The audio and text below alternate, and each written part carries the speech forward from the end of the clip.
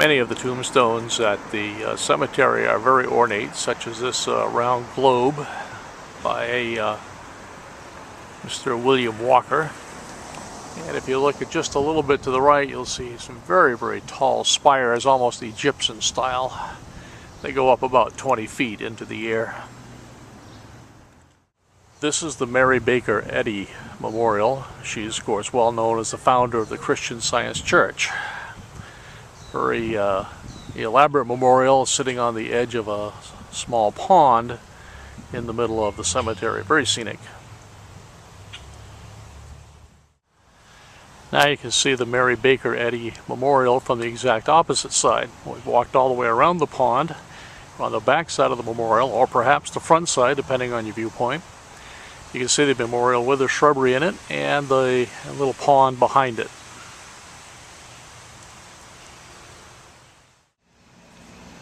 Of course, some tombstones require no explanation, such as this one, the tombstone of Oliver Wendell Holmes. A little comment about photography of tombstones. This is about a perfect condition. You get a very white stone. The sun is behind us to the left, about a 45-degree angle to the stone, which presents very well-defined shadows. And that makes the lettering on the stone very easy to read. Let's contrast the photography of the last tombstone with this one for Harriet Augusta Leavitt. This is almost the opposite. The stone is a bit darker and the sun is in the exact wrong position. It is actually behind the stone. It's about a 45-degree angle to our right, leaving the face of the stone that we're looking at into a deep shadow. Much more difficult to photograph. This will be the final example of everything that's wrong with the stone. In this one, the stone has weathered and darkened. It almost has streaks down it. The sun is high overhead, but a little bit behind the stone.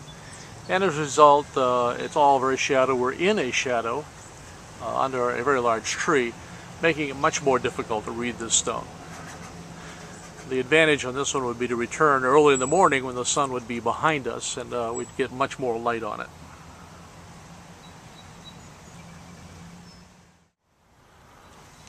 Most tombstones have the letters carved into the stone. However, once in a while you get lucky. Here's a perfect example of a stone with protruding letters. And you can see with the sun being high and to the left, it really makes the lettering stand out. Not only can you see Douglas, the family name, at the bottom, but you can see the smaller letters up above. And if we look a little bit to the right, we'll see another tombstone that is very, very similar. Again, letters that stick out from the stone, very well defined in the bright shadows. Here we see a large memorial, and the lettering on this is going to be very difficult to read in a picture. It's darkened, it's in the shadows, the sun is behind it, everything wrong. But I'll read it off to you because there's some other interesting things here. This says, in memory of Leopold Morse, born in Wachenheim, Bavaria, August 15, 1831, died in Boston, Massachusetts, December 15 of 1898, a member of the United States House of Representatives for 10 years. And it goes on to give a little bit more information about his life. Here we have the marker for the actual tombstone of Leopold Morse, very large marker, indicating probably a person of some wealth and success. After all, he was a member of the House of Representatives. The sad thing is what we see over to the right. Here we see a tombstone for Leopold Morse Jr. There's no dates on it. We don't know when he was born or died or how old he was, but cherubs and angels and things of that sort usually indicate the tombstone of a very young child. We can assume the same was true of Leopold Morse Jr. Conversely, here's another tomb, and for another one of Leopold Morse's children. But this is for Tyler, and it lists him as the son of Leopold and Georgie Ray Morse. and his date of birth of 1875, death is 1933, so obviously he was about 58 years old when he died. In this case, you would not see a tombstone of a angel or a cherub. This is the crypt for Isabella Stewart Gardner. Perhaps not well known nationwide, but she was a lady who founded the Gardner Museum in Boston, which is still in her home.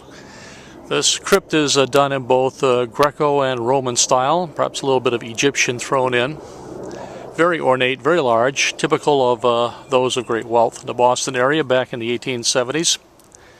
It's perhaps a sad commentary of modern times, however. There is a small sign right below to the left of the door. I don't think you can see it on the video. And it warns that this area is under video surveillance. And perhaps this is the vehicle you need to take to the Mount Auburn Cemetery, a very small automobile.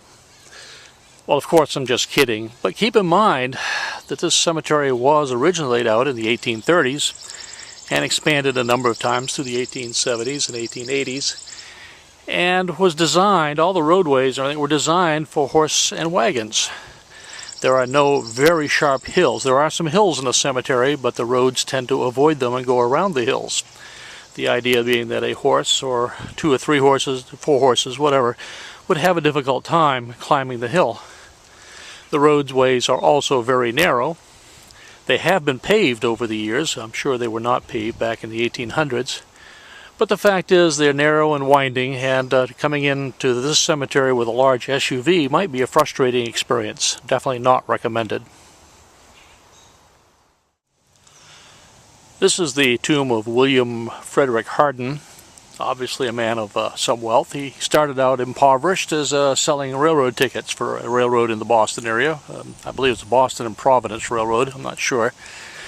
And he started brokering freight shipments for farmers and manufacturers who wanted to ship things on the railroad. Little by little he did more and more. He split off and formed his own company called Hardin and Company. And then through a bunch of corporate mergers that later became many different express companies, including a little company called American Express. He actually died before American Express was founded, but that's the way the corporate pedigree worked. One company bought out another, which then was bought out by another, and eventually became part of American Express. Now, this ornate monument is not a tombstone. In fact, it is a monument for the American Civil War. It looks like a sphinx, obviously.